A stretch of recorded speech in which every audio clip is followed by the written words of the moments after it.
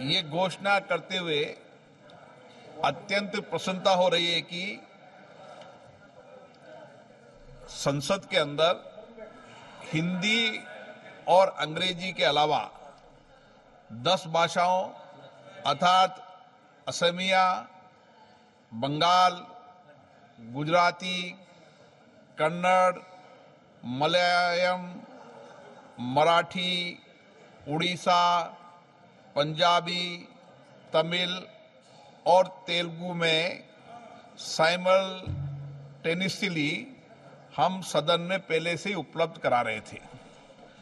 अब हमने 6 भाषाओं में बोडो, डोगरी, मैथिली, मणिपुरी, संस्कृत और उर्दू को भी इसमें शामिल किया है।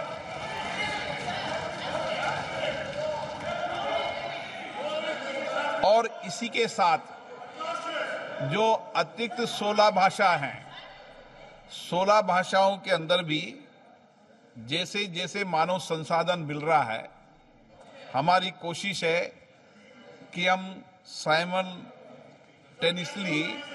भाषाओं का रूपांतरण कर सकें। मैं आपको ये भी बताना चाहता हूं, दुनिया के अंदर भारतीय की संसद ही एक लोकतांत्रिक संस्था है जो इतनी भाषाओं के अंदर भाषांतरण कर रहा है, साइमल्टेनियस कर रहा है। जब मैंने विश्व स्तर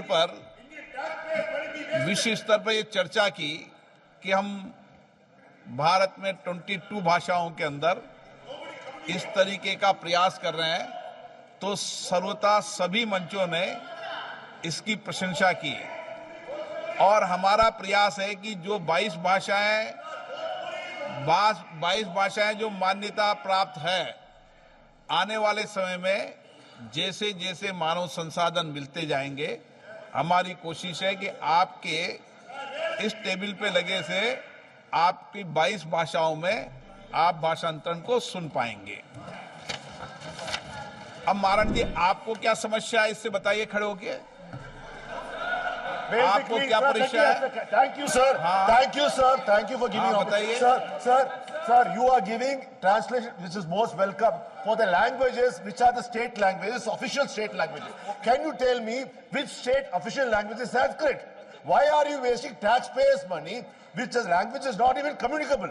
It's not communicated in any of the states in India, and nobody is speaking. Sir, the population survey in 2011 said only 73,000 people are speaking, supposed to be speaking. Sir, when that's the data, why should the taxpayers' money be wasted because of your RSS ideologies?